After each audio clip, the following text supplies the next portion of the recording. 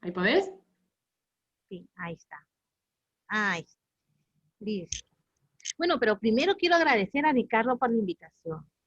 De verdad, Ricardo, te agradezco mucho la generosidad al haberme invitado para poder compartir con ustedes unos momentos. Para mí realmente es un honor tenerte como amigo, porque no solamente eres un excelente profesional, sino una excelente persona.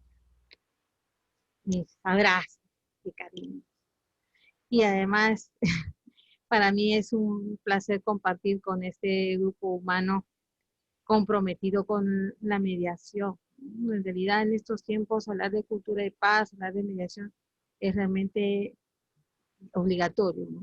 Más aún con este tema de la pandemia, en realidad resulta ser necesario empezar a hablar sobre, a impulsar con mayor ímpetu el tema de la mediación, de los mecanismos alternativos de solución de conflictos dada la situación en la que estamos, ¿no?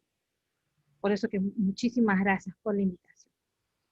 Ahora lo que vamos a conversar, este tema lo había planteado hace unos años en España en una exposición que hicimos en el FIME, eh, y es que en realidad cuando nosotros hablamos, por ejemplo, de mediación comunitaria, empezamos a ver que tiene arraigo esa figura en las zonas de extracción, digamos, andina, en esas zonas donde, al menos acá en Lima, empezamos a observar que las personas de la zona periférica de Lima suelen ser personas que han venido en el tiempo del auge lamentable del terrorismo. Y estas personas vinieron pues con sus formas y costumbres. Y empezamos a trabajar el tema de la mediación comunitaria y a observar que había arraigo y que la gente lo tomaba con mucha naturalidad. Entonces empezamos a indagar cuáles eran esos antecedentes por los cuales veíamos que había muy buena aceptación. Y encontramos una figura interesante que era el Allín Causal, ¿no? Y el Allín Causal, que es el estar bien, es un término quechua que quiere decir estar bien.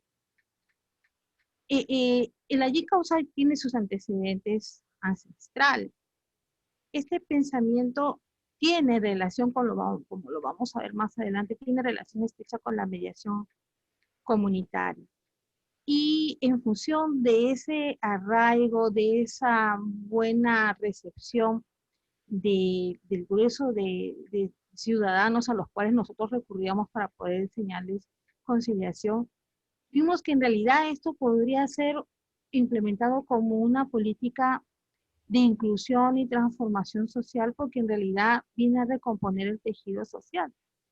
Por esa razón es que empezamos a trabajar las indagaciones y a empezar a fortalecer este arraigo en función de este antecedente de la yin causal, ¿no? Vamos a ver, uy, a ver, para pasarlo. Uy, yo mismo creo que, a ver, la copita. Ahora sí, creo que, ahora sí. Ahí, ya está. Antes de hacer eso, justo dije, voy a ir más allá y voy a hacer voy a revisar antecedentes en el Imperio Incaico. Si el Añín Causay es un enfoque de armonía, de forma de vida, entonces tiene que haber antecedentes de mediación en el Imperio Incaico. Entonces empecé a indagar y encontré estudios que habían sido recogidos por un sacerdote español, Diego González Holguín, que identifica que en el Imperio Incaico había un término que se denominaba chaupi. Entonces, chaupi alude al justo medio, ¿no? Holguín dice que en función de que se buscaba el justo medio, o sea, la búsqueda de la solución del impasse, se buscaba un punto medio, él hace referencia de que, por lo tanto, sí se trabajaba una especie de conciliación entre las personas que se encontraban en controversia. Y que había un tercero que era el que se colocaba al centro, digamos, y era el que ayudaba a gestionar estas diferencias, ¿no? Y digamos, era una especie de conciliador. Raúl Porras Barnechea, que es un historiador peruano, en una obra que se llama El legado quechua de las naciones peruanas, ahí hace referencia al código moral quechua que repudia el exceso, el abuso, y que lo que busca es el equilibrio. Entonces, ahí es cuando empezamos ya a encontrar los antecedentes de la Jinkausai, o sea, el equilibrio, porque Jinkausai implica también el equilibrio y la armonía con todo, con el universo, exactamente, ¿no? Y ahí entra a tallar, entonces, Chaupi, que es el que busca el punto medio. Ahora, lo que se busca también, aquí es donde ya, como les digo, entra a tallar el tema de la Yin Kausai en el Tahuantinsuyo, ¿no? Que también algunos lo conocen como Suma Kausai. Pero aquí es donde se empieza a impulsar ya este enfoque de la búsqueda de la armonía con el universo. Ahora, en el Tahuantinsuyo también existía, dice formalmente, la voluntad de diálogo y además esta inclinación y se integra un vocablo que se llama el Cusca Cachani. El Cusca Cachani que quiere decir emparejar lo que está desigual. Y entonces el emparejar implica también hacer las paces o amistar a las personas que se encuentran con desavenencias o que tienen problemas de negocio. Perdón, Alejandra, ¿vos Sí, estás transmitiendo algo? Porque yo no lo veo, no sé si el resto lo ve. así yo he compartido la pantalla. ¿No se ve? Ah, Solo vemos una pantalla gris rayada. ¿No se ve? No. Fíjate de ir avanzando con la flecha o con el cursor, porque quizás es para que está animada Ya. la presentación. Ahora, No, ¿se ve? no. no, porque yo veía que vos que era como que estabas viendo ahí en la pantalla y nosotros no lo vemos. Ay, ay, ay. A ver, vamos a ver. Pero acá me sale compartiendo pantalla, qué raro. A Estás ver. compartiendo la pantalla, pero no tiene contenido. Solo hay una pantalla gris. Ay, no te creo. A ver, vamos a ver si es por acá. A ver. Ahora. Ahora sí. Ahora sí. Mm, ya. Bien, la tecnología a veces se pone malcriadita. Bueno, ok, entonces estamos viendo ya varios términos que tienen que ver con la búsqueda de la solución de los impases y buscando siempre el equilibrio, buscando siempre que las personas recompongan sus diferencias a través de hacer las paces, de la búsqueda de mantener la amistad. Y estos son los cimientos, como digo, del Ajin Kaosai, ¿no? Entonces, eh, la motivación de, de la yin causal es vivir en armonía con todo el universo, y eso, y ahí es cuando empezamos a hacer la relación con la mediación comunitaria, es que también uno de los presupuestos fundamentales es también estar en armonía con las personas que están a tu alrededor. Y porque obviamente se entiende de que esas personas son personas con las cuales tú vas a compartir vas a tener relación cotidiana con ellos, ¿no? Y eso es, como digo, uno de los antecedentes de la vivencia incaica y que ahora lo asumimos con allí en Cauca. Porras Barnechea hace una cita, dice los Manchay Runa, Capaquenchi, los protectores, y hace referencia a los Machanruna, Machanichoc, que son hombres de gran autoridad, dice, como jueces de paz, curacas, sabios o santos, que eran estos los que venían a resolver los impases, o sea, que eran las personas de mayor peso, digamos, en la comunidad por ser personas ya adultas, eran los que se encargaban de resolver las diferencias, ¿no? Ellos eran los que resolvían los conflictos. Y eso se traslada, inclusive ahora nosotros tenemos una danza que se constituye en patrimonio inmaterial de la humanidad, que se conoce como la guaconada. Y la guaconada es una danza que proviene del centro del Perú, y esta danza es representada por un conjunto de ancianos. Y estos ancianos, que venían a ser los que resolvían los conflictos en la comunidad, estos ancianos suelen ser personas que tienen prestigio en la comunidad y que ahora se representa en esa danza con el apoyo de una especie de látigo, y este látigo, que se conoce también como tronador, a las personas que han cometido alguna falta o delito, se les da con el látigo y se les castiga de esa manera.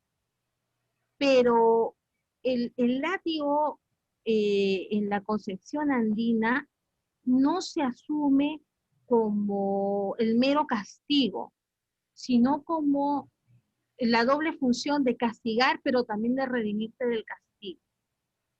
Y eso digamos que eso se plasma en esta danza que se conoce como la guaconada, ¿no? Ahora, y esto tiene relación con estos hombres de gran autoridad, que son los jueces de paso curacas, que son el antecedente de esta danza que ahora se representa y que es patrimonio inmaterial de la humanidad, ¿no? Bien. A ver, Santiago Andrade Uvidia, que es un historiador peruano, hace referencia, voy a citarlo, lo voy a leer, dice, en efecto, durante el periodo colonial se dio la legislación donde Toledo, dice, dispone la creación de alcaldes ordinarios, a los que denominó alcaldes de hermandad en las zonas urbanas. Estos vienen a ser los antecesores de los jueces de paz y los jueces no letrados, que son estas personas que imparten justicia en las comunidades. Y estos señores eran los encargados de administrar justicia. Y estos señores, al administrar justicia, lo hacían en función de su saber y entender. No eran necesariamente ni abogados ni licenciados, sino que en función de sus costumbres, y vuelvo a repetir, para entender, ellos impartían justicia. Vienen a ser una especie de los antecedentes después de paz, que ahora vemos, ¿no? Y que fundamentalmente la función de ellos es resolver los conflictos, pero a través de la mediación, de la conciliación. Muy bien. ¿Cómo vamos? Muy bien. Una pregunta, Ale, atrás decían en una de las láminas que eso se hacía en la época del Tahuantinsuyo, solamente en ese momento. ¿Y qué es el Tahuantinsuyo? Ya. A ver, el Tahuantinsuyo es el imperio, es el imperio de los incas. El Tahuantinsuyo tenía 4 suyos, y abarcaba las zonas del Perú, llegaba hasta Argentina, tenía parte de Chile, tenía Ecuador, era una franja interesante donde se desarrolló el imperio de los incas. La zona, digamos, central, donde el Inca se encontraba permanentemente en la zona del Cusco, y bueno, desde allí era donde ejercía el gobierno, ¿no? el imperio de los incas, y en la zona, digamos, el imperio conocido como el imperio del Tahuantinsuyo, ¿no? ese. Entonces, estos 4 suyos que estaban distribuidos en esta zona eran también producto de conquistas que llevaba a cabo el Inca, y que además también muchas de ellas eran también producto de negociaciones, donde estas comunidades se sometían al Inca, y él proveía también de ciertos bienes para que esta población, digamos, esté abastecida, y bueno, así es. ¿Otra pregunta? ¿Seguimos? Yo justamente iba a escribir en el chat, disculpe, no sabía si preguntar ahora o al final. Sí. ¿Puedo preguntar ahora? Claro. Ah, bueno, en realidad cuando hablaba usted recién de el castigo por medio del látigo, era ante alguien que había cometido una falta, pero usted decía que a pesar de que se lo tomaba como un castigo, tenía como otra función, no sé, ahí no entendí bien si era de redención o de qué. De redención, de redención. Y mira, eso todavía se mantiene. Acá en el Perú, la justicia especial tiene, digamos, tiene dos ramas, ¿no? La ancestral andina y la que tiene que ver con las comunidades nativas. Y en las zonas andinas, hace muchos años, más o menos en la década de los 70, es cuando había incidencias de abigeato. Entonces, la comunidad se empezó a organizar en torno a lo que llamaban rondas campesinas. Y las rondas campesinas entran a tallar para controlar ese tema del abigeato, pero después inclusive se convierten en agrupaciones, en comités de autodefensa cuando aparece el terrorismo. Y pasa, bueno, ese fenómeno del terrorismo, se fortalece en las rondas campesinas, y las rondas empiezan a impartir justicia, ¿no? En la Constitución del Perú se reconoce a la justicia especial, el 145, si no me equivoco, de la Constitución reconoce eso. ¿Y qué es lo que sucede? Las rondas campesinas resuelven los conflictos en función de su saber y entender. Y una de las formas de cómo impartir justicia es por intermedio de chicotes. Pero para llegar al tema de establecer cuál es la sanción, en la zona andina se entiende que para poder imponer una sanción, primero hay que hacer un cabildo. Entonces, la población se reúne y ellos conversan, acuerdan cómo se va a resolver ese impasse, y en función de eso imponen la sanción. La sanción puede pasar desde un chicote, o dependiendo de la falta o del delito, el número de chicotes, o lo que también se conoce como la cadena ronderil. La cadena ronderil es cuando una persona que ha cometido una falta ha sido denunciada a la ronda junta a la población y determina el grado de la falta, y si esta persona ha cometido una falta grave, puede ser sometida a esta denominación de cadena ronderil. Entonces, la cadena ronderil es esta persona que ha cometido la falta puede hacer rondas en diferentes comunidades. Cada comunidad tiene una ronda campesina. Entonces, dependiendo de la falta, puede irse a varias comunidades a hacer rondas. Esa situación también trae ciertos problemas con respecto a la justicia ordinaria. Porque la visión o sea, si lo vemos desde el punto de vista de la justicia ordinaria, eso se puede ver como un secuestro. Y ahí en el Perú todavía no tenemos una ley de coordinación entre la justicia especial y la justicia ordinaria.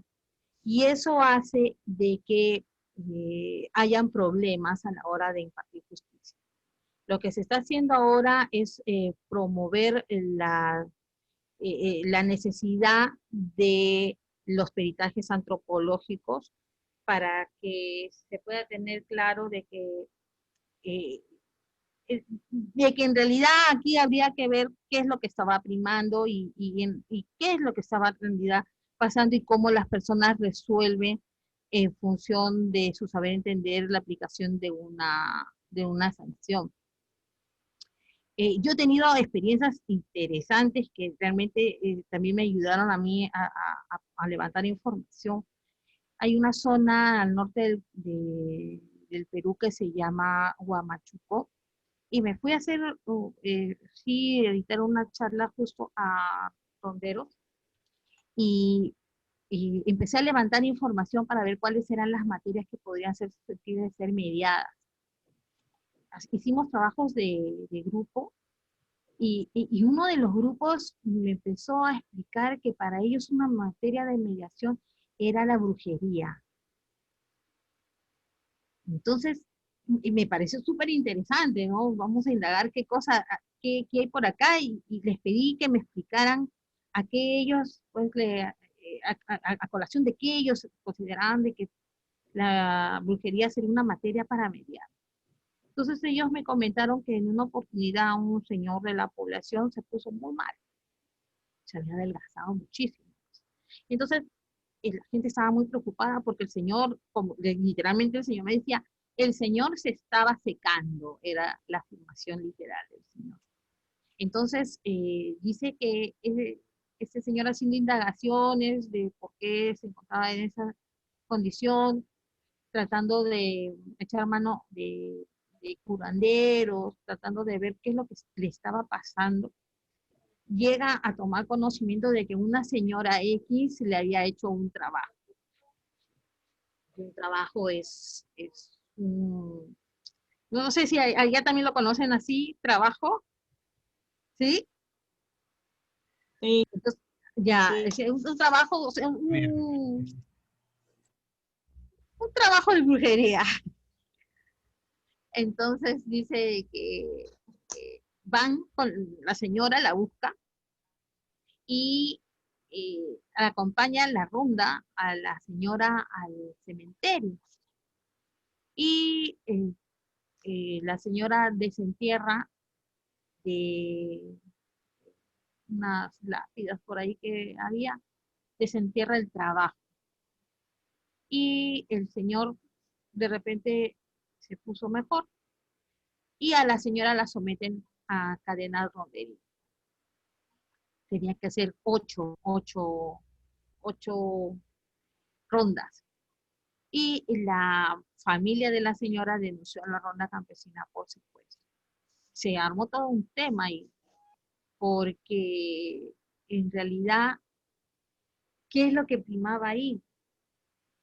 Y sí, hubo todo, por lo que me decían los señores, los de la ronda, sí hubo todo un problema con la justicia ordinaria, ¿no? Porque inclusive algunos de la ronda pues estuvieron encausados en una acción, digamos, penal, ¿no? Casualmente por este tema de lo que se entendía secuestro. Más adelante ya el Poder Judicial dispuso en un pleno cuáles eran los alcances de la justicia ronderil, casualmente para poder de alguna manera evitar estos problemas.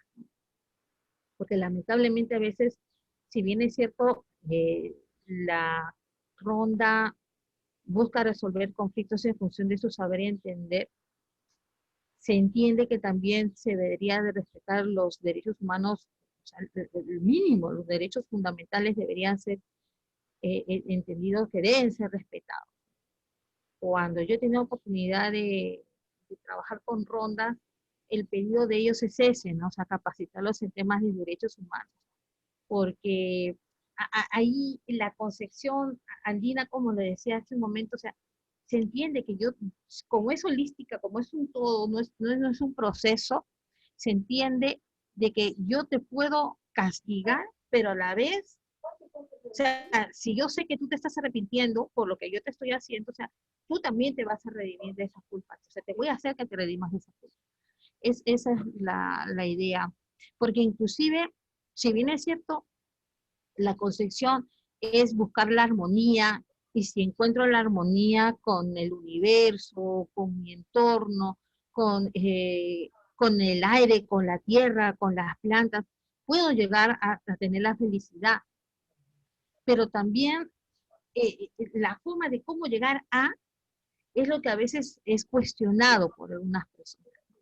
Tenemos nosotros una danza, es una fiesta en realidad, que se da en la zona del Cusco, la zona de Chumbivilca, que está a 3.000 metros sobre el nivel del mar, que se llama el Tacanacui. ¿Qué pasa con el Tacanacui? El Tacanacui es una fiesta que se da solamente los 25 de diciembre de todos los años. No voy. Entonces, los 25 de diciembre, eh, en un campo abierto, la gente se junta para resolver sus rencillas. Pero ¿cómo resuelve sus rencillas?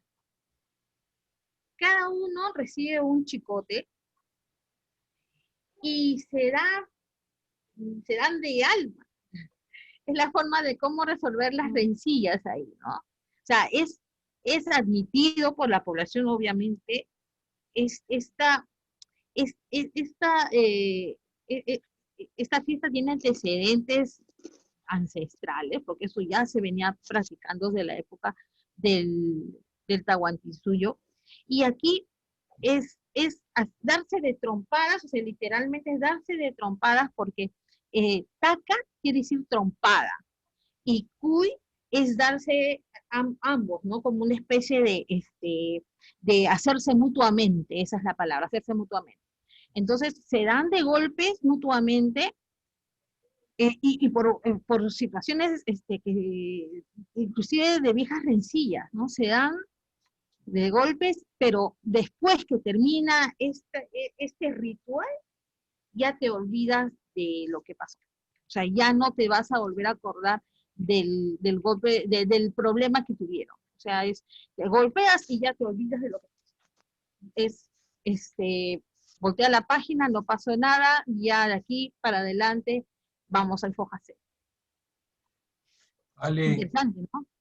Ale, te Y puedo como preguntar, ¿cuáles serían los conflictos? Tengo como curiosidad, ¿sí? ¿Cuáles son los conflictos que ameritan este tipo de tratamiento? Porque, por ejemplo, qué sé yo, uno puede tipificarlo en el orden familiar, en el orden de los jóvenes, en el orden comunitario, digamos, ¿cuáles son los tipos de conflictos que ameritan? Y si esos comportamientos estarían como regulados por la comunidad o compartidos por toda la comunidad. son aceptados, son validados por la comunidad, son parte ya de la tradición. Entonces, al ser validado, ser legitimado, cualquier persona que tenga cualquier tipo de conflicto puede, en esa fecha, coger sus látigos y darse. Sería, por ejemplo, Es uno, el 20. digamos, uno que estaría, que digamos que sería hasta los mandamientos, no robar, ¿sí? ¿Eso estaría tipificado para ese tratamiento? Generalmente son temas de riñas, ¿ah?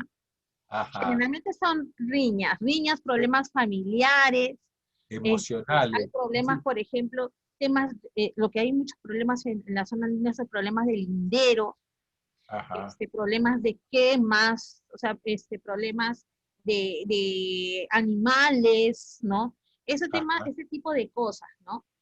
Con el tema de, Rural digamos, sería. ya de actos de falta, de actos delictivos, ahí sí más opera el tema de la ronda, ¿no? El tema del chicote por la ronda. Inclusive el adulterio. El adulterio por ejemplo, ¿A en la quién zona de castigan, al Cajamarca varón hace o a la poco, mujer? ¿cómo? ¿Al varón es castigado? A los dos. Oh, Ajá, Hace unos meses La zona donde, digamos, nace este movimiento de las rondas campesinas es en la zona norte, en la zona de Cajamarca. Y ahí funciona no solamente la ronda campesina, sino también la ronda urbana.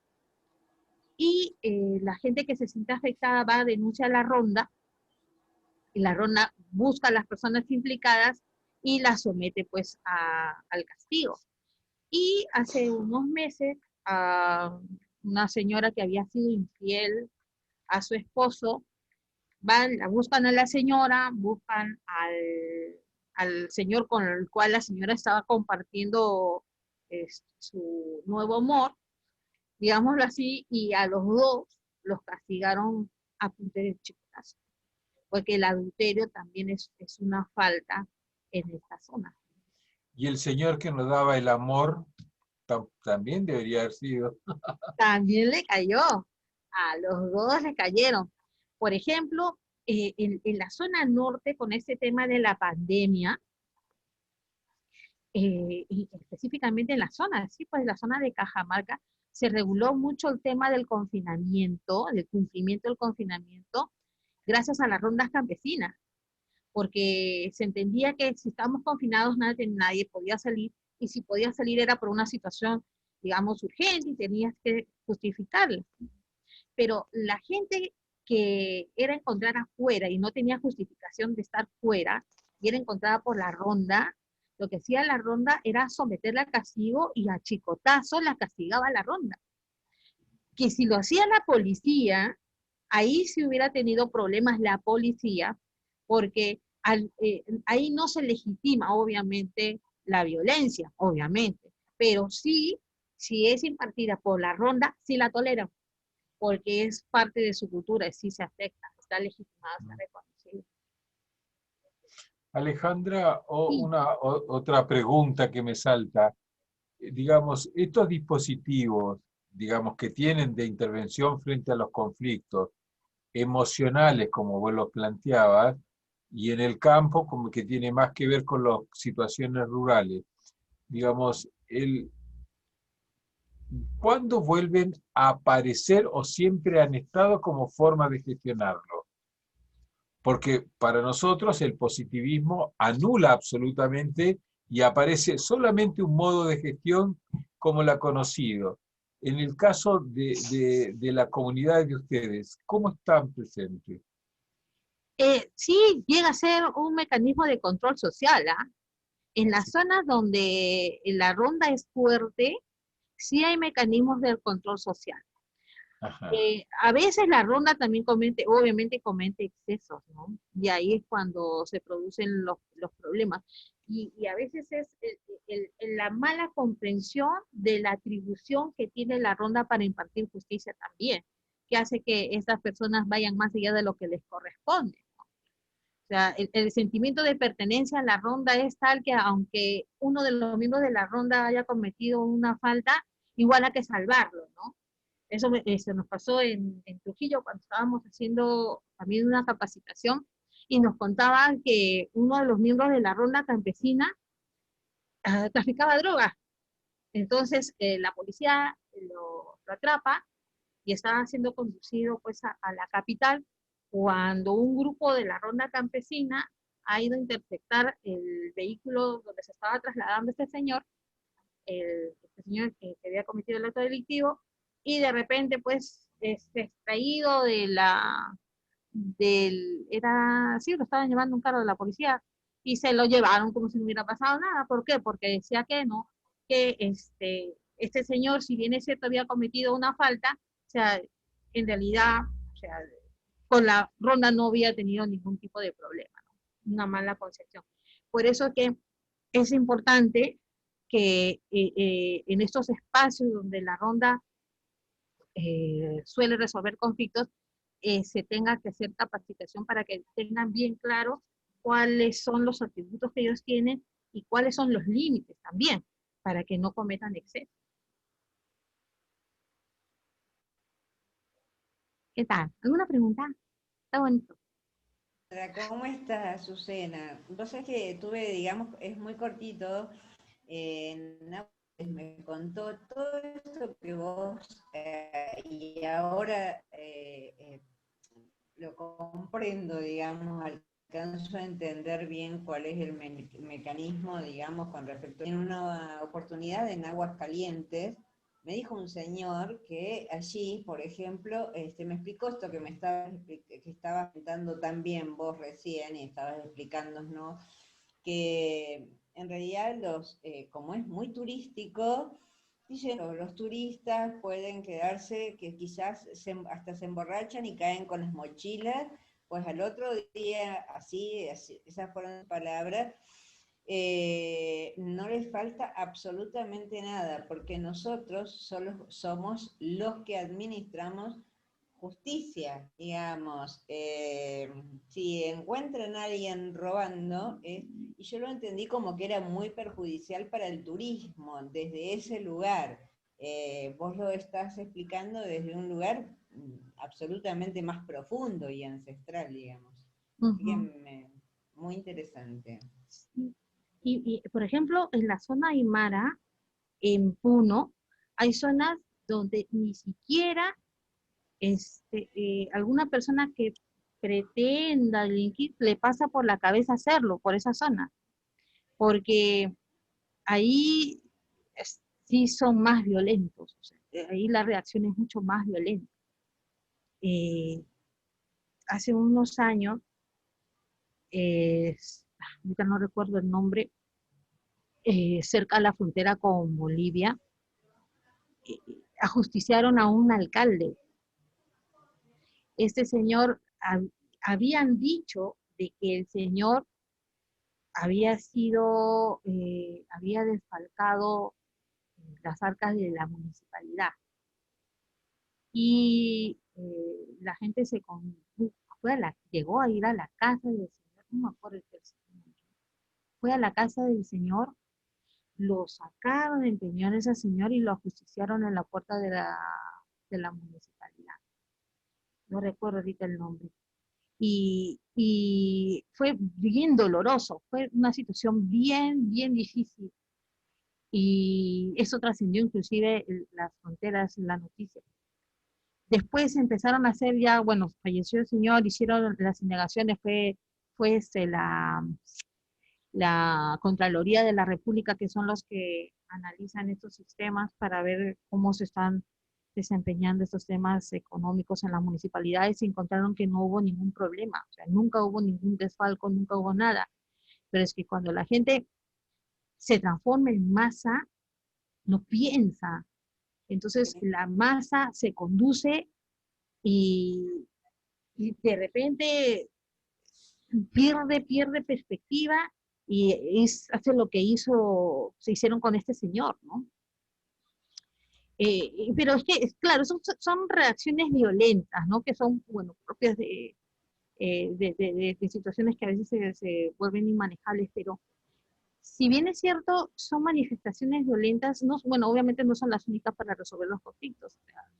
Nosotros, en mismas zonas de Puno, hay zonas donde la comunidad escoge a una persona cada año, y esa persona,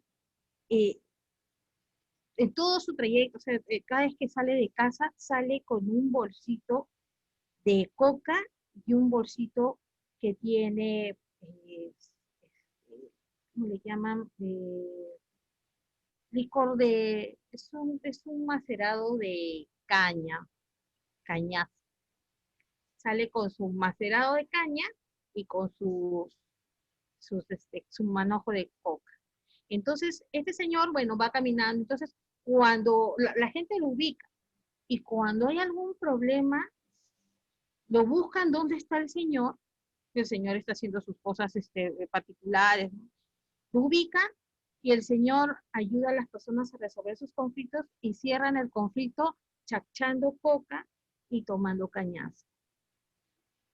Entonces, ahí es, por ejemplo, donde opera esta concepción del justo medio, ¿no? O sea, esta persona que busca recomponer los conflictos, ayudando a las personas a que dialoguen, pero que cierra esta diferencia con un acuerdo que obviamente debe ser mutuamente satisfactorio, y donde ambos o los tres en realidad comparten algo que hace que se pueda fortalecer la hermandad, porque estas personas son parte de esta comunidad. Entonces, ahí sí se puede ver que se fortalecen los vínculos, ¿no? Sí, ¿no? ¿Qué tal? ¿Alguna pregunta? ¿Sí, no? ¿Ah? ¿Me escuchan? Perfecto. Ah, ya. Bueno, entonces, vamos a ver, quiero ponerles aquí, acá está lo que estábamos hablando de la Yin Kaosai, ¿no? La Yin Kaosai, que es el buen vivir, y que habíamos dicho que significa vivir bien, saber vivir, convivir, vivir en plenitud, en armonía, en bienestar con el medio ambiente, con tener un bienestar emocional. Implica mantener el equilibrio, ¿no? Y esta armonía, que es lo que hemos estado diciendo. Y es importante para ello vivir en valores, ¿no? Y el vivir en valores implica lo fundamental, que es el respeto, la solidaridad, que es un valor característico de estas zonas andinas. Cuando alguien de la comunidad tiene algún problema, todos tienden a buscar una solución. Si hay alguna falencia, o falta de cubrir alguna necesidad de alguien de la población, todos tienden a juntarse para buscar una solución. Y una muestra de, digamos, de la trascendencia de esta figura, que lo podemos traspolar a lo que está pasando ahora con el tema del COVID, es que en las zonas donde tenemos mayor abstracción de personas que han venido del interior del país, se está haciendo notar este valor de la solidaridad de manera plena. Por ejemplo, con las ollas comunes. Se recolecta entre todos y tienden a cocinar en beneficio de todos.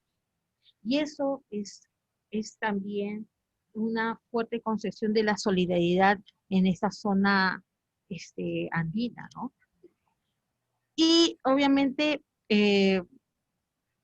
lo que se busca es que también la gente tenga vida digna, ¿no? Si yo estoy en armonía, tengo calidad de vida y tengo bienestar, se entiende que si tengo una vida digna, voy a tener una vida plena, ¿no? Ahora, es la aspiración que todos tenemos, ¿no? De tener una vida digna, que tengamos, que el respeto de nuestros derechos sea una conquista permanente, ¿no? Pero en realidad esta concepción sí puede llegar a relucir valores que son necesarios ahora promover y fortalecer, ¿no? Frente a lo que estábamos hablando al comienzo, ¿no? Entonces, ¿cómo yo logro el Yin causal, ¿no? Lo logro priorizando una vida armónica en la comunidad, lo voy a lograr escuchando al que tiene que hablar o al que quiere hablar, lo logro también honrando a la Pachamama, y la Pachamama es la tierra, la madre tierra, ¿no? Y eso implica respetarla, cuidarla, y eso es una concepción de respeto al medio ambiente, ¿no? También construyendo consensos, ¿no? Sobre la base de la confianza, de la comunicación, del diálogo alturado para prevenir los conflictos, trabajar de manera diligente, ¿no? En búsqueda de la reciprocidad, ¿sí? Buscar estar tranquilo, respetar las diferencias. Toda esa suma de presupuestos me van a permitir lograr la felicidad. Y si yo logro la felicidad, entonces estoy bien, ¿sí? Nosotros estamos bien, por lo tanto, mi comunidad, todos nosotros estamos bien. Y eso es lo que busca el Yin Kaosai, de que todos estemos bien. Y acá viene la relación que yo establecí entre el Yin Kaosai y la mediación comunitaria, ¿no? El Anjin Kausai, entonces, es el buen vivir, el vivir bien, vivir en armonía con los seres humanos, entre nosotros, con la naturaleza, aspirar a vivir con tranquilidad, con calidad de vida, ¿no? En bienestar. Y mientras la mediación comunitaria lo que busca es crear espacios de armonía, de participación ciudadana, de buena convivencia, donde primen las relaciones cooperativas, pacíficas, las relaciones donde las personas puedan construir una cultura de paz, fortaleciendo su concepto de ciudadanía para vivir bien. Entonces, yo he encontrado este símil entre uno y otro, y esto, estas dos concepciones se unen en el estar bien, tener un bienestar social, y eso es lo que nosotros conocemos en la Constitución andina como el Anjin Kausai. Esa es la analogía que yo he identificado entre estos dos enfoques. Entonces, lo que habíamos estado conversando sobre las organizaciones acá en Perú, las que estarían involucradas con el tema de la mediación comunitaria, nosotros tenemos comunidades campesinas, nativas, tenemos lo que habíamos estado hablando de las rondas campesinas y sobre las organizaciones sociales de base. En las comunidades campesinas, pues acá lo que se busca es el desarrollo del buen vivir, ¿no? Mejorar las condiciones de vida, resolver los impases para que se mejore la armonía dentro de la comunidad, ¿no? Y obviamente también una armonía con el cosmos. Las comunidades nativas, quien resuelve el conflicto son los apus. El apu es como el dirigente de la comunidad que tiene la legitimidad otorgada por esta para poder resolver las diferencias o para conducir el desarrollo de la comunidad.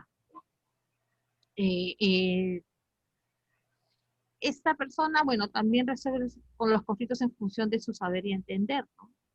Pero siempre buscando la armonía con el cosmos, ¿no? Una armonía integral. Con respecto al tema de las rondas, ¿no? Como les dije al inicio, esto nace como una forma de controlar el abigeato, y las prácticas de resolución de conflictos que ellos asumen son aquellas que están basadas en función de su saber entender, en función de las connotaciones culturales que tiene el espacio donde ella se desarrolla, ¿no? Y aquí definitivamente lo que prima es la concepción del colectivo, ¿no? Por eso que para poder imponer una sanción necesariamente van a hacer una consulta con la población y ellos imparten justicia en función de lo que la población decide. Una Acá, pregunta, Ale. sí. El tema de las rondas campesinas apareció entonces en los últimos siglos. No era una tradición del pueblo inca. No. O sea, como lo que había en el pueblo inca era el justo medio. O sea, esa persona que era el anciano que tenía esa atribución de poder resolver Las los campesinas conflictos. fueron Eso sí, y después se trasladó dominadas de una especie de alcalde, que era el que también buscaba la solución del conflicto, que después es el antecedente del juez de paz, ¿no? O sea, acá en el Perú, por ejemplo, tenemos aproximadamente 5.500 jueces de paz, ¿no? Entonces, estos jueces de paz resuelven los conflictos en función de su saber y entender, y son elegidos por la población. Y su función, que es fundamentalmente la de conciliación, se apoya en las rondas campesinas. O sea, ellos, si bien es cierto, son elegidos por la comunidad como personas ilustres, que de alguna manera se distinguen por haber colaborado en la comunidad, solitos no pueden, porque la ronda está tan empoderada que para poder hacer cumplir necesita el juez tener la figura de la ronda al lado, ¿no? Ahora, esto, como te digo, sí es una variable, digamos, es un grupo que aparece recién más o menos hacia los años 70, ¿sí? Pero consolidado, digamos, ¿no? Consolidado.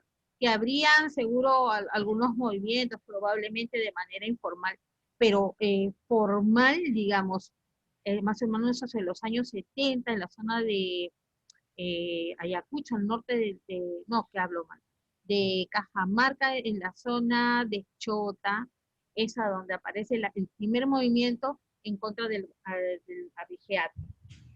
Y allí esto se traslada, digamos, esta práctica se difunde digamos, a nivel de todo el país, que ahora tienen una federación de rondas campesinas, ¿no?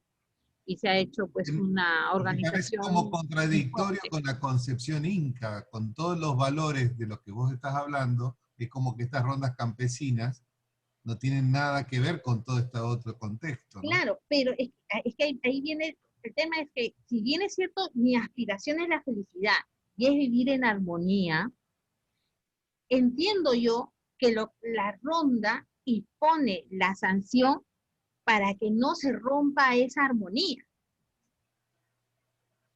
Entonces, para que si alguien por ahí eh, eh, pretende romper esa armonía, va a ser sancionado y se sanciona, y el hecho del castigo también, y ese es el tema del chicote, te castigo, te redimo, pero tú no vas a malograr el sistema que nosotros tenemos de armonía. Entonces, si todos por eso que es una forma de control social. Si yo controlo estas situaciones que puedan de alguna manera lesionar ese sistema armónico, entonces yo al controlar, ya, o sea, lo que voy a hacer que la gente ya se retraiga para que no vaya a volver a cometer alguna falta que pueda desestabilizar mi sistema. Por eso que, por Ale, ejemplo, sí. disculpa que te interrumpa, lo que pasa es que también nosotros tuvimos, soy Pati. Bueno, Pati. Sí, saludos a Ricardo, Irene, a todos los que están ahí. Lo que pasa es que nosotros también acá en Perú tuvimos un problema con el terrorismo. Sí. Entonces ahí también se afianzaron más las rondas campesinas porque, Claro, como, sí, claro, la policía, los militares no podían llegar. Entonces, ¿de dónde se escudaron? Se escudaron precisamente en estas rondas campesinas, como apoyo. Claro, claro. Lo que pasa es que primero eran rondas y después con el tema del terrorismo se vuelven en comités de autodefensa. Y esos comités de autodefensa inclusive fueron armadas por el gobierno de Fujimori para que puedan hacer frente a las hordas del senderismo. Después ya, más o menos hacia los años, será más o menos hacia el 95, no, hablo mal, hacia el año 2000 ya se desmilitarizan, porque prácticamente se habían militarizado, porque estaban en torno a los destacamentos militares, y eran los militares los que de alguna manera los guiaban. Pero después cuando ya este tema del fenómeno del terrorismo se controla, ya ellos se desmilitarizan y ya vuelven a su función, digamos, de control social dentro de las comunidades, y se dedican ya a impartir justicia, ¿no? Y es más, o sea, está respaldado pues por plenos casatorios, por plenos del Poder Judicial, y además la Constitución en el artículo 145 se tutela y se respalda la forma de resolver los conflictos en función de connotaciones culturales, ¿no? Ale, por ahí me quedó dando vuelta esto. Si tenés si tenés algún registro, ¿cuándo aparece el chicote como medio de control social? Eso sí es ancestral, es Ajá. ancestral. Porque, y a colación de lo que habíamos dicho al inicio, el tema de la guaconada, de esta danza, refleja también el uso de chicote como un mecanismo de sanción. Y eso también refleja a este grupo de ancianos Inclusive es excelente el tema sincrético, porque es un grupo de ancianos con una careta que asemeja una nariz muy grande. Y esta nariz es una nariz que, digamos, que han querido representar el pico del cóndor. Entonces, esta careta de color blanco, digamos, es como que una persona blanca que asemejaba al español, pero representado con un pico grande, que era el pico del cóndor. Y este señor, utilizando el chicote, suele, y no solamente es eso, tiene una especie de capa que es una manta, una colcha, manta, no sé cómo lo dicen allá, de tigre. ¿No han visto? No sé si allá hay unas mantas de lana gruesa con representaciones de tigre. Eso se ponen ellos aquí como manta y sale a castigar a todas las personas que han cometido algún delito y una falta. Entonces, ahí vemos claramente el sincretismo cultural, pero vemos la permanencia del chicote como un mecanismo de control. Pero como te digo, o sea, lo del tema del chicote, eso sí es antiquísimo. O sea, el tema, digamos, el manejo ético eh, que se tiene y que se puede reflejar en ello, sientan las bases de tres figuras que vienen desde el incanato, que es el Amasúa, Amaqueya, Amayuya, que es no robar, no mentir, ¿no? Y eso hace de que las personas este principio lo tengan bien claro y permanente en estas zonas andinas, para que la gente sepa qué es lo que no debe de hacer, y que si vulnera ese sistema puede ser susceptible de ser sancionado. Ah, estoy tratando de relacionar el chicote con el cinto que es usado por allí en las zonas rurales y en algunas personas que provienen de las zonas rurales para controlar el comportamiento de los nenes. ¿Qué tendrá que ver con esto? O sea, porque esto, ¿desde dónde aparece, no? Estaba tratando de asociar ese tipo de situaciones. Claro. Obviamente hoy, digamos, afortunadamente, nuestra legislación sanciona precisamente a aquellos que cometen ese tipo de situaciones. Pero bueno, no obstante, digamos, esto forma parte de la cultura, ¿no? Claro. Estoy relacionando el cinto con el chicote. Ajá, claro, pero es diferente, ¿no? Porque el cinto, que también acá se conocía en las zonas urbanas, eh, había, no sé si allá también se daba, son como unos tejidos bueno, también le conoce como chicote, pero el chicote con el que se castiga suele ser un tejido de cuero, y con eso, claro, se castigaban, pero acá en las zonas urbanas sí he llegado a conocer casos de castigos con unos tejidos de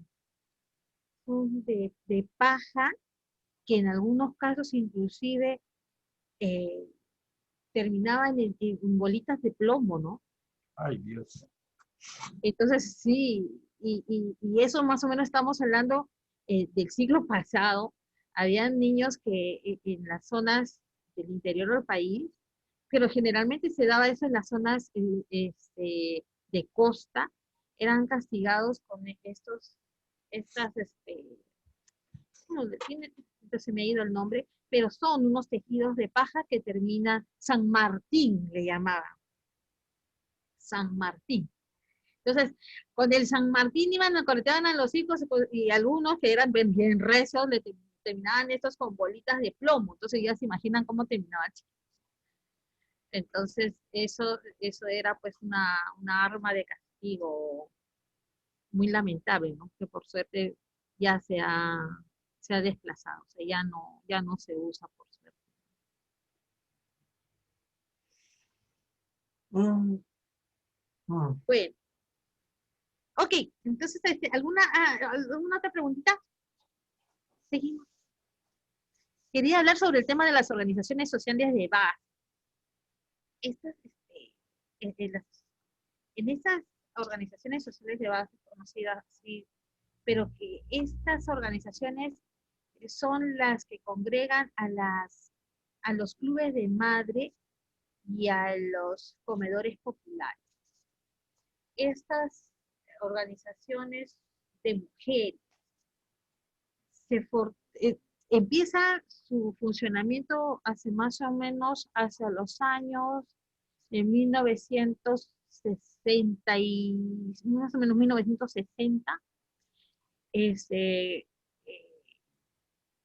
impulsando la función de la mujer y su empoderamiento para transformar las comunidades. Pasa el gobierno militar, como que esta figura se queda un poco estancada, y con el tema del famoso paquetazo que nosotros tuvimos, un problema de desestabilización económica muy fuerte en los años 90, que vuelve a recobrar mucha importancia, porque ya en los comedores populares ya se empieza a trabajar el tema de la importancia de la mujer como agente de cambio en la comunidad. O sea, acá la mujer se fortalece a través de las organizaciones sociales de base y toma un protagonismo muy fuerte, dado que la crisis económica fue tan álgida, que ellas empezaron organizándose para poder alimentar a las comunidades. Y empezaron pues estas organizaciones a fortalecerse, y tienen gran protagonismo también en las zonas periféricas de las ciudades. Y también suelen ser partícipes en la resolución de conflictos en su zona, porque al ser mujeres líderes, muchas de ellas también ayudan a sus pares a la hora de hacer acompañamiento cuando existen problemas de violencia familiar. Entonces ellas se organizan de tal manera que ayudan a mujeres, a los grupos sociales vulnerables, a que puedan, denunciar, porque hay que fortalecer a las personas que se ven afectadas por estos temas de violencia, a que puedan fortalecerse para denunciar, y también hacen funciones de acompañamiento. De ahí inclusive también se han organizado estos grupos de defensoras. Hay mujeres defensoras que también intervienen en problemas familiares y hacen también acompañamiento a mujeres cuando han sido vulneradas, ¿no? O son sujetos de violencia familiar. Allá en Argentina hay figuras así de comedores, de asociaciones de mujeres. Sí. Sí, sí hay. ¿O solamente por acá? Ah, Sí hay. Sí sí hay, ¿no? Bueno, sí, pues Me con los parece que problemas no estructurales. necesariamente son, algunos van a ser dirigidos por mujeres y otras. ¿Cómo estás, Ale, Marité? Llegué tarde, pero algunos son, a lo mejor es una familia en el barrio, no siempre son mujeres, pero comedores hay. En algunas épocas por ahí desaparecen, pero cuando hay necesidades básicas insatisfechas reaparecen. Generalmente son grupos de barrio. Ya. Acá sí, en el tiempo de Fujimori, llegaron a fortalecerse de tal manera que hay federaciones nacionales de comedores populares, y hay comedores autogestionarios también, y hay algunos que sí reciben subvención del Estado, pero en realidad lo que ha hecho que la mujer se empodere de tal manera que pueda hacerse, pues, se refleja, ¿no?, en la participación política que tiene la mujer también, aunque cuesta mucho, todavía en una sociedad que tiene connotaciones todavía machistas, le cuesta mucho trabajo a la mujer acceder a ciertos espacios, pero como que estas organizaciones sociales de base ha permitido que la mujer se fortalezca y se impulse y tenga protagonismo en espacios de la comunidad y que de alguna manera haya empujado, digamos, a que sea aceptada y incorporada, pues, porque en realidad es una lucha permanente, ¿no?, incorporada a la política, ¿no? Un gusto de verte, May. Bien, entonces, el mediador pues resulta ser a la larga un líder social, viene a ser pues un facilitador, un orientador, un educador, un organizador, un gestor de la solución de los impases en sus comunidades. Ahora, estos liderazgos se ven reforzados por el conocimiento que recibe de la comunidad, o sea, se ve legitimado por la comunidad. Lo que estábamos hablando de los jueces de paz, o sea, la función, por ejemplo, del juez de paz en el Perú es, inicialmente, es orientada a conciliar, y eso lo hace de tal manera que tiene, o sea, obviamente tiene el apoyo de la ronda, pero, o sea, tiene la legitimidad para poderlo hacer, porque son elegidos por el pueblo para que pueda ejercer como juez de paz, ¿no? Ahora, ¿Los instruir eligen al dentro de la personal... boleta? ¿Cómo los eligen? ¿Con la misma boleta cuando se elige a los cargos partidarios de No, Congreso? no, ellos hacen sus propias elecciones. Ellos, el juez de paz están agrupados, hay una oficina especializada en el Poder Judicial que se llama ONAJUD. ONAJUD, esta es la Oficina Nacional de Jueces de Paz. Esta oficina tiene a nivel nacional oficinas que son los que asisten a los jueces de paz, y ellos son los que se apersonan cuando hay elecciones de jueces de paz a los espacios donde se va a elegir.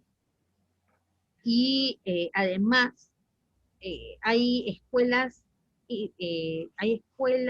interculturales que son manejadas por el Poder Judicial casualmente para poder instruir a los jueces de paz para que puedan hacer sus funciones de manera adecuada. Lo que pasa es que, si bien es cierto, ellos también imparten justicia, o sea, primero concilian o imparten justicia en función de su saber y entender, también tienen que tomar en cuenta los criterios objetivos como son la ley para poder cumplir sus funciones a cabalidad. Entonces es importante de que se pueda conciliar los dos temas, o sea, la parte intercultural que tiene que ver con sus connotaciones meramente culturales, como también el respeto a las normas, ¿no? Y obviamente todo con un enfoque de derechos humanos, ¿no?, de respeto a los derechos humanos. Pues es que es importante la capacitación que se les pueda brindar a los jueces de paz o a los mediadores comunitarios o al líder que de por sí de manera natural resuelve conflictos. O sea, el líder es un gestor de solución de conflictos natural. O sea, el APU es un gestor de conflictos natural. La ronda campesina a su manera también. Entonces, el tema es más bien darle las herramientas para que ellos puedan hacer su trabajo de manera efectiva. Y eso implica, pues, capacitación permanente. Pero el problema que a veces, particularmente yo he encontrado cuando he estado capacitando, es que hay que adaptar la capacitación al beneficiario. Entonces, puede ser que puedan ellos recibir alguna capacitación de una persona pues muy docta, una persona con muchos conocimientos, pero el gran problema es cómo yo traslado el conocimiento. Lo que yo he encontrado es que me dicen, usted nos habla facilito, pero ha venido otro doctor y no le hemos entendido nada. Entonces, es que la concepción a veces de algún magistrado o de alguna persona, digamos, del sistema regular de justicia, es una concepción primeramente vertical. Y aparte de ser vertical, o sea, hay una distancia muy, muy, muy amplia que muchos capacitadores establecen entre él y la persona a la cual se están dirigiendo, que inclusive no permite que haya confianza, ni siquiera la posibilidad de retroalimentación. Y eso hace que al ser distante, tú te pierdas de información riquísima que te puede ayudar a ti para poder ir mejorando tu información, tu trabajo, como también ellos se pierden la oportunidad de aprender, ¿no? Porque si yo lo que quiero es que ellos internalicen lo que yo estoy llevando, y si lo hago con un lenguaje que la gente no me va a entender, entonces mejor no voy. Entonces ahí hay ciertos problemas para poder conectar, sintonizar entre el que imparte la capacitación y la persona que está recibiendo la información. Eso es lo que yo me he encontrado. Pero sí, en realidad es necesario y es fundamental que le demos herramientas para que ellos puedan hacer su trabajo de manera adecuada. O sea, de hecho, ellos utilizan pues su escucha activa, la pregunta, ¿no? Pero el darle la herramienta ya con un rótulo para que ellos tengan la conciencia de que tal herramienta sirve para algo, y que eso a su vez también, si lo manejan de manera adecuada, va a mejorar su desempeño en la intervención, sería pues fabuloso, ¿no? Yo creo que hay un compromiso que se debería de asumir de poder democratizar la capacitación con una visión de inclusión y pensando en la persona que me está escuchando, ¿no? Y eso pasa por la concepción de cómo uno también se manifiesta frente a los demás, de manera que debe ser asertiva y empática, ¿no? Pero muchas veces la gente está esperando que los demás nos entiendan cuando los otros somos los que nos tenemos que hacer entender. A veces hay una concepción errónea de las cosas, pero es que hay que empezar, pues, en algunos ámbitos a desaprender y aprender de nuevo para realmente hacer un trabajo de conexión, ¿no? Así es. Bueno, entonces, para implementar la mediación comunitaria entonces, en estas organizaciones, lo que tenemos que tener es que las premisas es compartir objetivos comunes, que esto busca el bienestar de los miembros, fomentar la convivencia pacífica a través de los MARCs. Esto ayuda a transformar el tejido social, propicia la transformación sociocultural y es un peldaño legitimado de acceso a la justicia y realmente eficaz, ¿no? Porque en realidad cuando uno tiene conflictos, o sea, tú vas a buscar a la persona que se encuentra en tu espacio, en tu entorno social.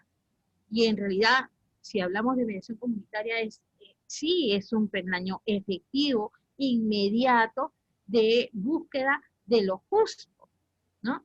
De la búsqueda de justicia, no más que hablar de acceso a la justicia, sino de la búsqueda de la justicia, que es lo que nosotros debemos de entender, ¿no? Porque si buscas el acceso a la justicia como que lo ves poco lejano, pero si tú buscas lo justo y lo justo en función de lo que tú consideras, y que si tuvieras la presencia de un tercero que pueda ayudar a que puedan trabajar las dos personas para entender realmente qué es lo justo para cada uno y empezar a trabajar compromisos que sí son factibles de ser cumplidos y que tengan la voluntad de hacerlo, pues sería fabuloso.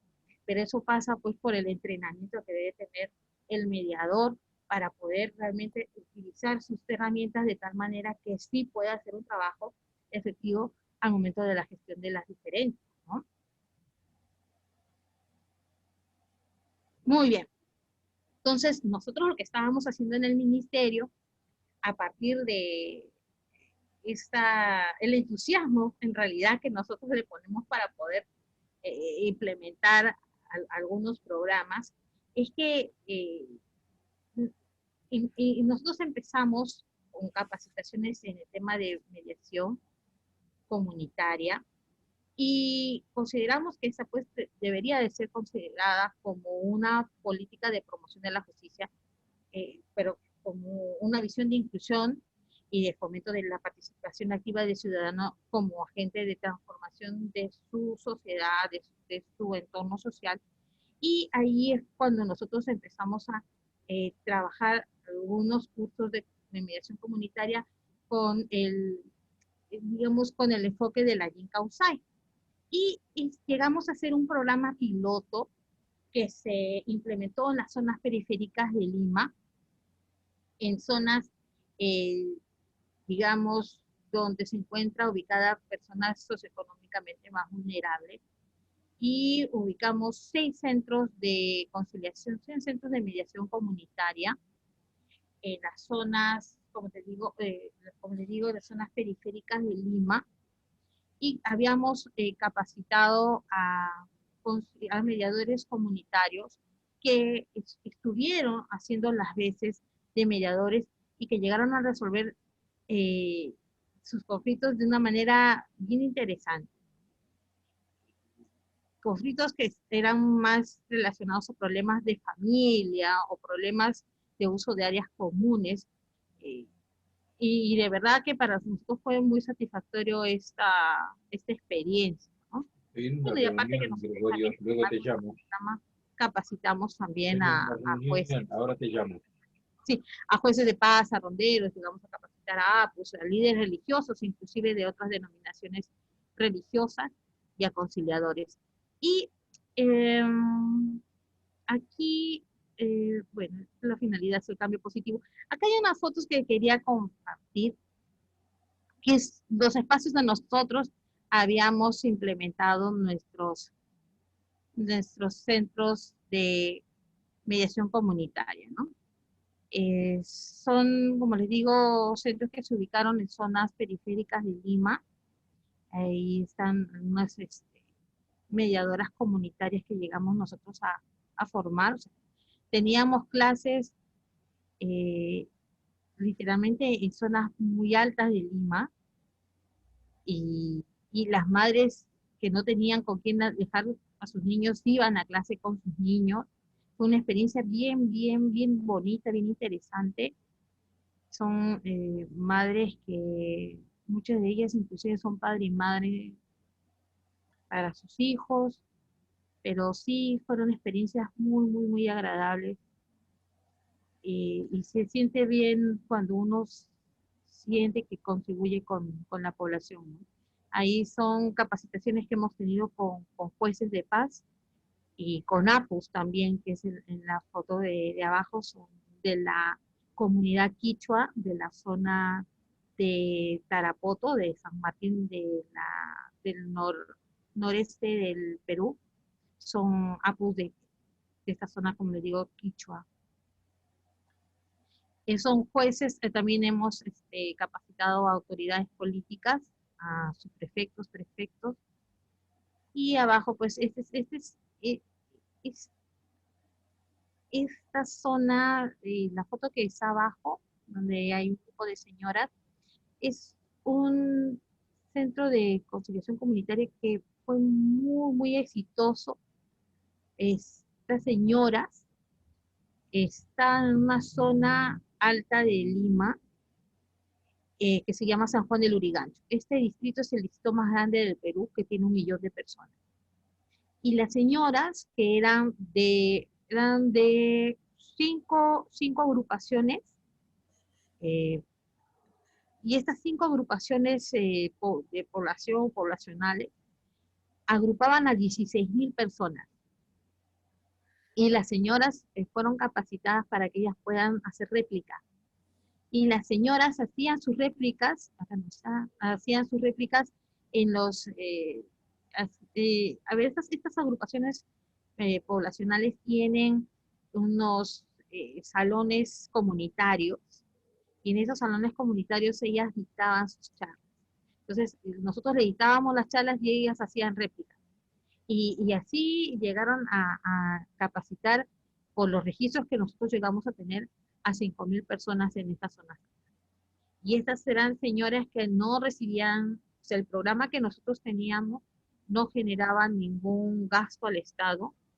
Era este programa implicaba que el líder social de por sí, al ser un gestor natural de la gestión de los conflictos, ellos eran entrenados por nosotros en herramientas para que puedan intervenir de manera adecuada en las controversias que se presentaban, pero ellos no cobraban. ¿Por qué? ¿Por qué no cobraban? Y eso lo conversábamos con ellos. Porque si ellos cobraban para solucionar alguna diferencia, de alguna manera, en algún momento podría verse deslegitimada su representación, porque podrían cuestionar el hecho de cobrar por resolver los conflictos y podrían inclusive generar ciertos, como decían literalmente ellas, ciertas habladurías respecto a su forma de cómo se conducían en comunidad. Entonces, en función de esa información, ninguno de los mediadores comunitarios que nosotros formamos y ellos se desempeñaron como tal, ninguno cobraba. Porque, vuelvo a repetir, o sea, era un riesgo que ellos podrían cobrar y a la larga después perder el reconocimiento de su comunidad. Así es. Bueno, a manera de conclusión, ¿no? La Yincausa y la mediación comunitaria tienen relación, igual es una estrategia para poder transformar el tejido social, porque obviamente reduce la violencia, fortalece el sistema comunitario, esto es importante, ¿no? Revalora la palabra empeñada, y además también otorga al ciudadano la capacidad como actor para resolver sus conflictos, y además permite el crecimiento, el desarrollo personal, porque además es actor en la gestión de sus conflictos, ¿no? Y además también el hecho de aprender a resolver sus conflictos también implica de que pueda ser capaz de enseñar a otros a resolver el conflicto y también se vuelve una especie de agente, digamos, educador, ¿no? Para que las personas al aprender a resolver sus conflictos también tengan calidad de vida, ¿no? Y además todo esto implica fortalecer la autoestima y sus habilidades para gestionar los conflictos. Muy bien. Acá. Si logramos promover e implementar estas cualidades, lograremos el Yincausa, ¿no? Que es vivir bien y vivir en plenitud.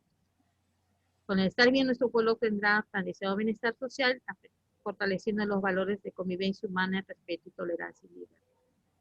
Eso me encanta, ¿no? Hasta la persona más pequeña puede cambiar el curso, Galadriel. Señor Los Anillos. Muchísimas gracias.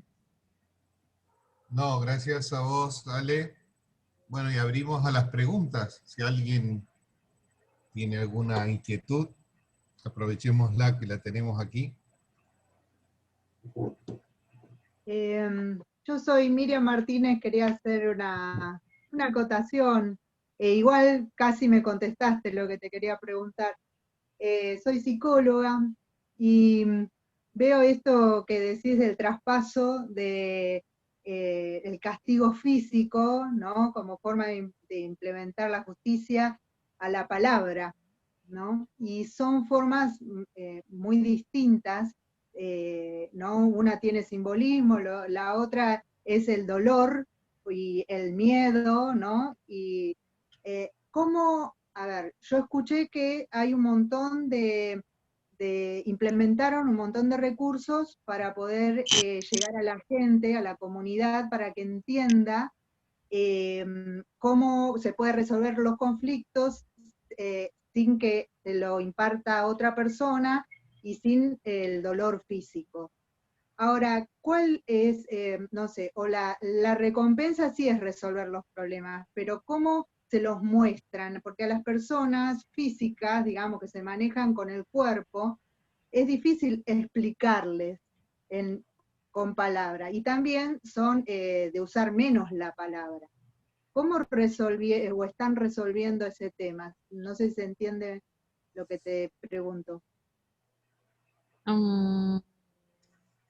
Porque las personas que, digamos, que usan el cuerpo, las personas físicas, corporales, tienen menos posibilidad de palabra, usan menos la palabra, porque son más físicas, más corporales. Claro, es más de gesto. Ajá. Ajá. Entonces, ¿cómo están haciendo la transición de esto? De que las personas que piensan con el cuerpo, digamos, que actúan, que son más actuantes, lleven a la palabra, porque seguramente no son personas que que hablen mucho, o que tengan mucho léxico, o que lleven del pensamiento a la palabra, porque les resulta otro mecanismo, que es el físico, ¿no? El corporal, el actuar con el cuerpo. ¿Cómo hacen para traspasar esto de que nosotros lo que estamos dando bastante, estamos incidiendo mucho en la capacitación en materia de técnicas de comunicación. Entonces, muchos de los problemas que tenemos es que a veces la gente no verbaliza. Entonces, como la gente no verbaliza, el conflicto es percepción, ¿no es cierto? Entonces, esa percepción hace que tú te formes una postura, y la postura tiene sus sustentos con los intereses, pero la gente tiene dificultad para verbalizar los intereses. Y a veces tiene dificultad inclusive para verbalizar qué es lo que está queriendo. Entonces, lo que nosotros hacemos es tratar de ayudar a la gente que aprenda a manifestar cómo se siente, cómo le afectan las cosas, porque la forma, lo que hemos estado viendo es que la forma de comunicarse resulta ser más competitiva, y es que en realidad pues la concepción de los conflictos fundamentalmente es competitivo, ¿no? Entonces cuando a nivel de conciliación la gente recurre a los centros de conciliación, vienen con la posición muy marcada, y no quiere verbalizar otra cosa que no sea la postura nada más. Entonces lo que nosotros tratamos de hacer es que las personas aprendan a comunicarse. Y para poder comunicarse de manera asertiva es toda una inversión de tiempo, inclusive, para que las personas primero aprendan que para poder enterarse hay que preguntar. El gran problema de las personas es que cuando hay conflictos ni siquiera preguntan, solamente reaccionan. Entonces nosotros tenemos doble trabajo, porque las personas hay que enseñarles a escuchar, que es lo primero, hay que ordenarlas para que se aprendan a escuchar, y después hay que ayudarles a ellas a que puedan verbalizar, pero verbalizar de manera adecuada. Y es cuando nosotros, utilizando nuestras técnicas, les ayudamos a que ellos puedan verbalizar las cosas que les pasan, pero de manera asertiva. Y ahí es cuando utilizamos las preguntas, ciertas preguntas, para hacer que ellos empiecen a verbalizar. Y es que ahí es importante la instrucción que nosotros le tendríamos que dar tanto al mediador o a la persona que está gestionando el conflicto, porque lo que nosotros en el Perú estamos enfrentándonos a ciertos problemas, ¿no?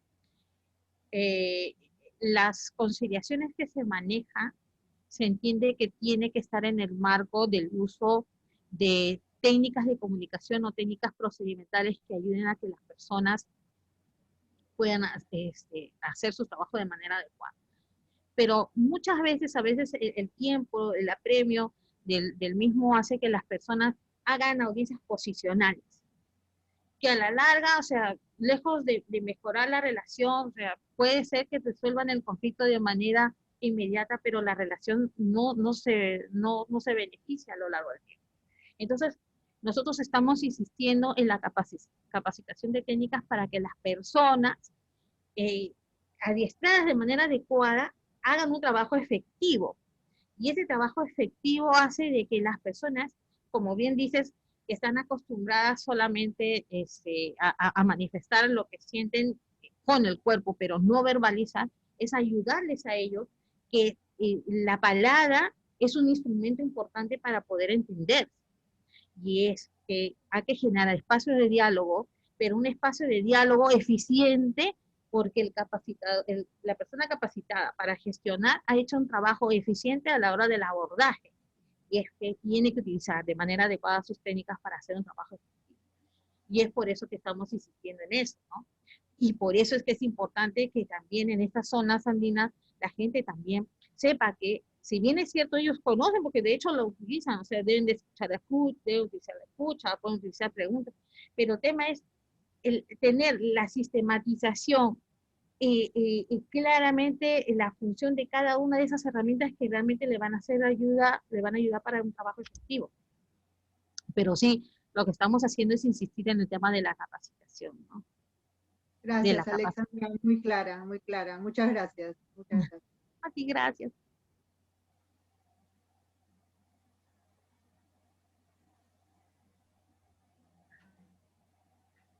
¿Más consultas, preguntas, comentarios que quieran aprovechar a hacer ahora? Yo quiero hacer una pregunta corta. El hecho del encierro que ha ocasionado esta pandemia en la zona tuya en Perú, ¿considerás que ha aumentado los conflictos o han cambiado la cuestión cualitativa de los mismos? ¿Se entiende la pregunta? Claro, sí, se ha elevado la incidencia de conflictos. A ver, respiro. Definitivamente el tema del confinamiento ha traído consigo problemas vecinales, ¿sí? O sea, hay gente que ha tenido que estar en casa,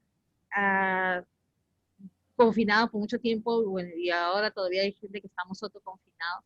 Sí ha traído problemas, digamos, en propiedades horizontales, ¿no? Entonces, sí, lamentablemente se están dando, pero lamentablemente en el Perú nosotros tenemos lo que ustedes conocen como mediación, nosotros tenemos a la conciliación. Pero nos hemos enfrentado con una situación un poco difícil. Si bien es cierto, nosotros tenemos esta ley de conciliación que implica que cuando tú necesites trabajar un tema que tiene que ver con materias de carácter disponible, y que para poder ventilarlas en el Poder Judicial necesitas el acta de conciliación, pero en realidad la concepción de la conciliación debiera ser el espacio para resolver los conflictos y no verlo como un camino para, lamentablemente mucha gente lo usa así, pero en realidad lo que pasó con el tema de la pandemia es la suspensión de todos los servicios de conciliación. Se suspendieron más o menos 3 meses. La norma de conciliación contempla que la conciliación solamente se puede hacer de manera presencial.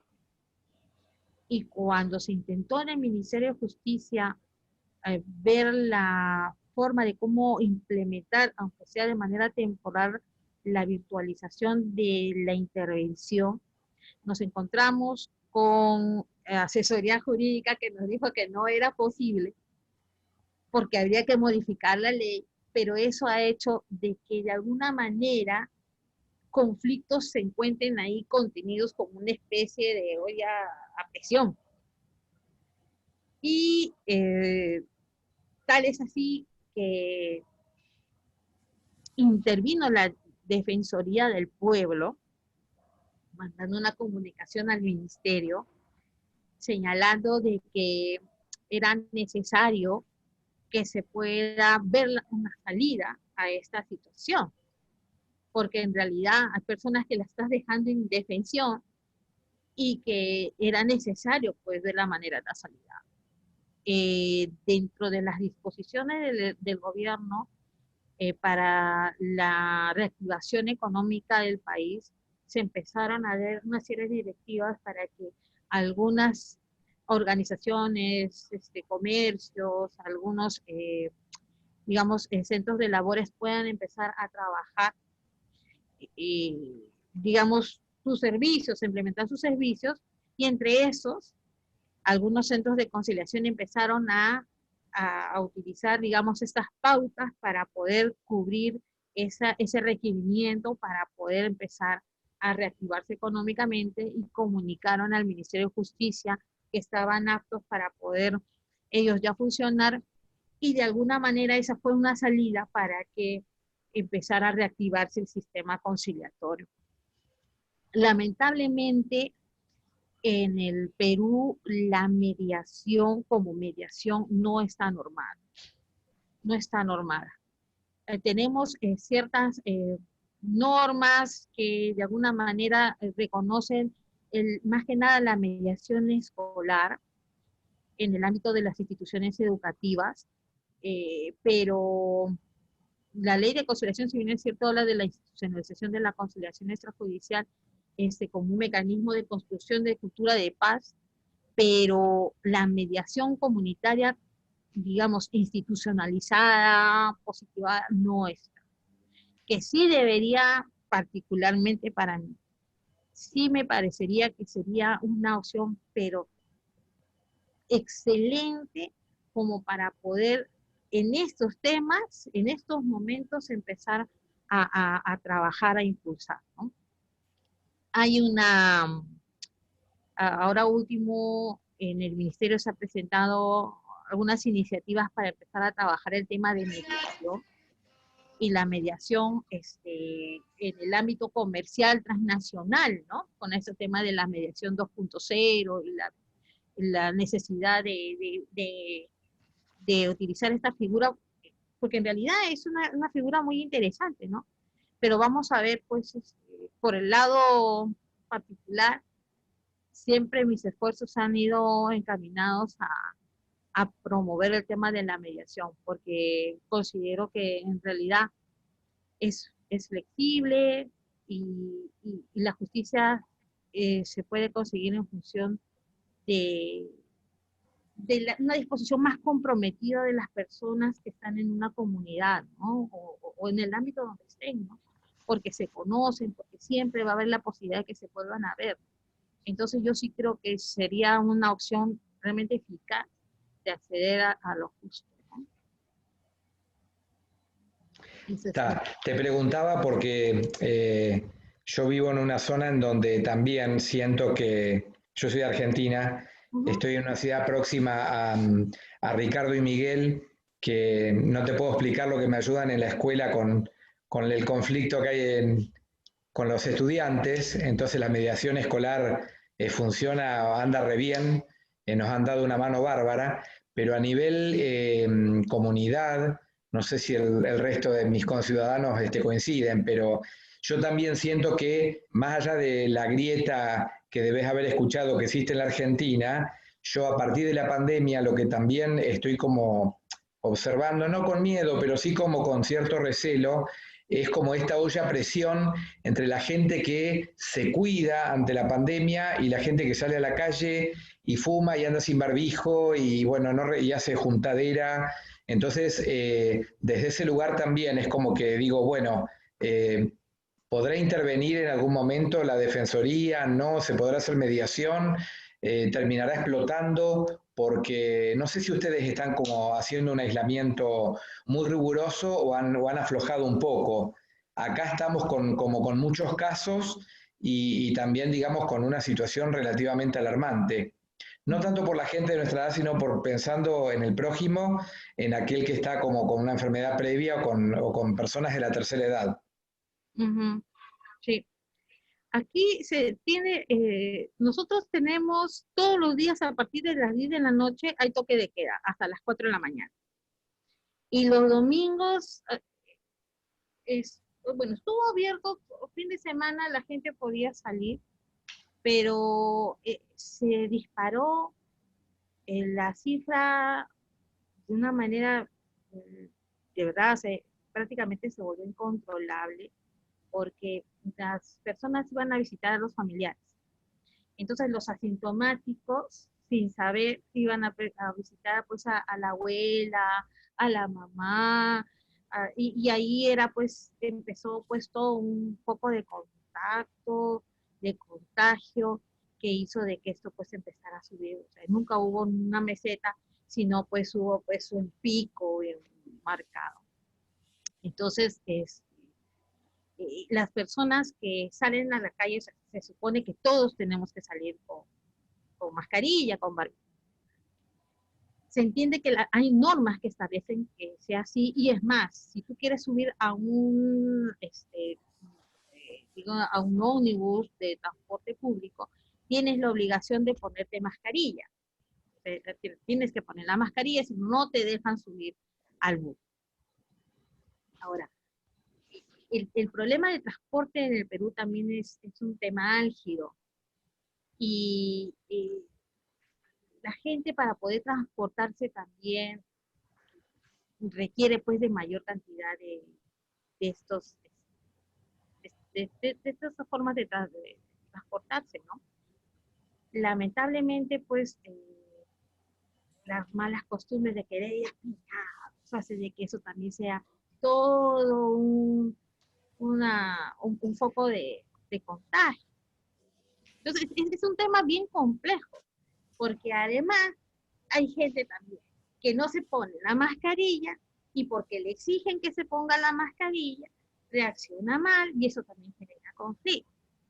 Y es más, o sea, no solamente es la autoridad que le exige que se ponga la mascarilla, entre vecinos también se hacen el señalamiento de que se ponga la mascarilla. Y las reacciones, obviamente, por lo que yo he visto, o sea, no, obviamente su mecanismo de autodefensa hace que pues reaccione de una manera pues sobredimensionada. Y ahí también se producen problemas. Las personas que salen sin mascarilla son personas que están sujetas a una multa, ¿no?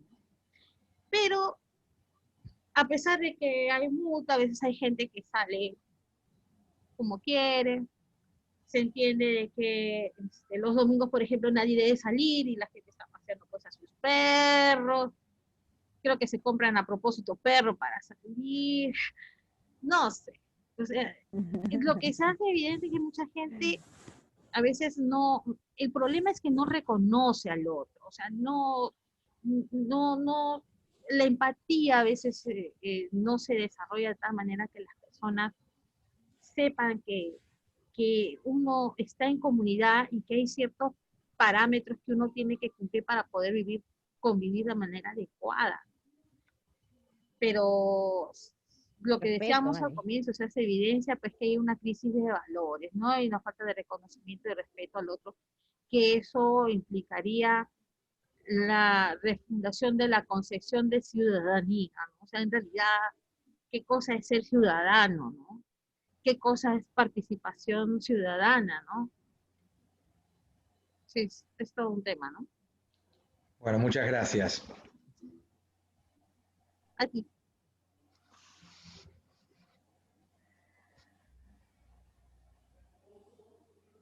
¿Alguien más quiere aprovechar para hablar con Ale? Sí, yo. Ale, sí. Respecto a lo que estabas mencionando de la mediación, hola, Pati. Temas internacionales, Yo, Patita. Sí, ¿por qué Perú todavía no ha ratificado la Convención de Singapur? A ver. Tema político, tema por pandemia, porque sería, como tú dices, la mediación es maravillosa. Nosotros que somos amantes de alguna forma de los mecanismos alternativos de solución de conflictos, para nosotros pues una mediación sería, si estuviera positivizada, como tú dices, una herramienta excelente y menos conflictiva de repente que la conciliación que está tan reglamentada. Sí. Sí. Pero ¿por qué no nos apoya en ese sentido nuestro gobierno? Aquí entre nosotros. Me comprometes. Que yo trabajo en el Ministerio de Justicia. Dalo a título personal, no hables por el Minjus. Sí, pues, Patita. Mira, sí, pues, para mí conciliación, más que nada, conciliación, mediación, para mí, tú sabes que yo siempre lo digo, es una forma de vida. Y la idea es que las personas conciban esto como una forma de vida, más que una oportunidad de trabajo o una oportunidad, digamos, de puntaje para poder acceder a un cargo. En realidad es una forma de vida. Y lo que nosotros hemos tratado a veces es que la administración entienda que no solamente el servicio de conciliación debe ser un número más, porque a veces las estadísticas para algunas administraciones importan mucho, ¿no? Pero en los temas de los mecanismos alternativos más, lo importante es la parte cualitativa. ¿Qué es lo que yo logro a partir de una intervención? Si lo que yo hice en realidad ha surtido efecto y he logrado recomponer como una comunicación, sí he logrado recomponer relaciones, sí he logrado establecer una pieza que va a servir para empezar a construir, pues, a reconstruir comunicación en una familia. En realidad, eso no se ve. Y particularmente, siempre mi lucha en el ministerio ha sido porque la mediación se vea pues como una alternativa más para ser asumida como una política de Estado.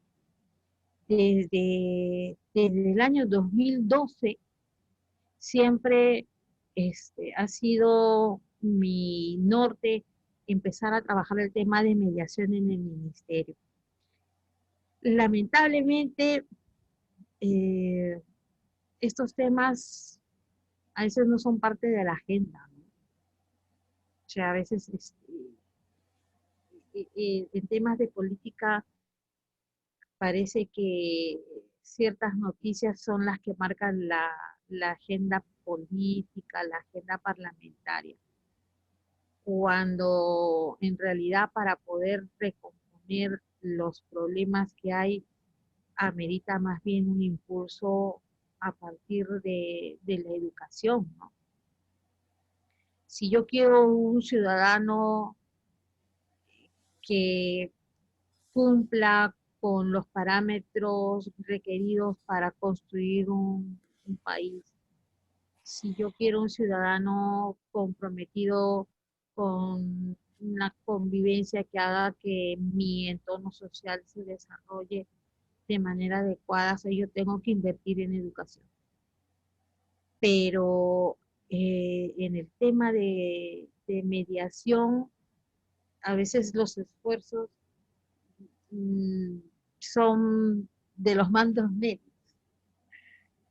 Y porque, como digo, la pauta, digamos, estoy tratando de ver las palabras, las pautas de la agenda política, la marca, pues, la noticia, ¿no? Como lo que estamos viviendo ahora. En realidad, esperemos que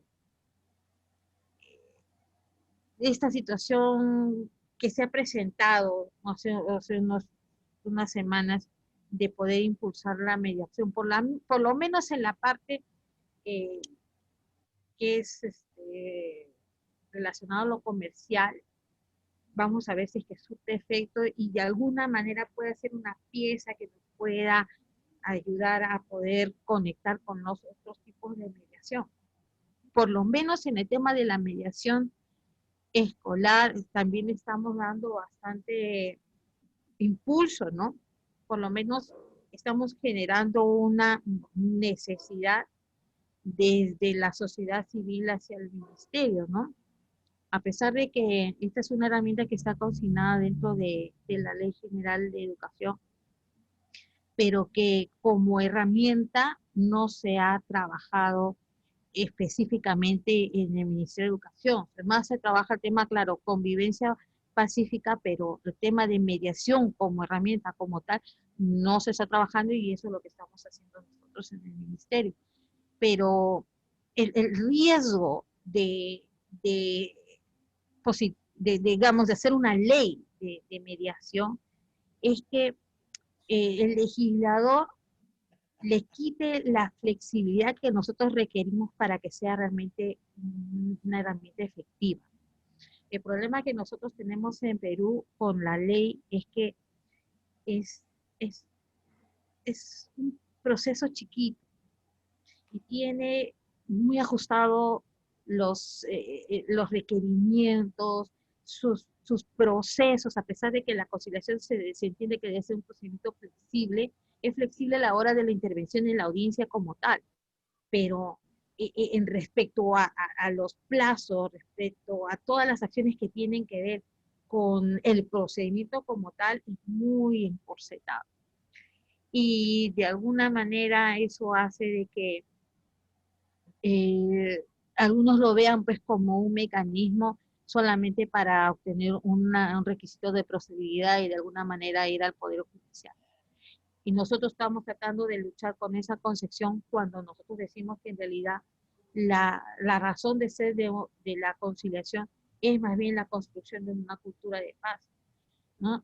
En realidad eso es lo que siempre buscamos que las personas comprendan, que es el espacio adecuado para resolver una diferencia, que es el espacio donde las personas deben de invertir su tiempo y toda su disposición apoyadas por un tercero que sería el conciliador debidamente entrenado para que haga el trabajo de manera efectivo, ¿no?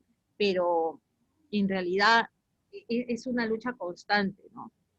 Porque sí, lamentablemente la norma que nosotros en Perú es rica en muchas cosas, hace de que las personas lleguen a la audiencia de conciliación sin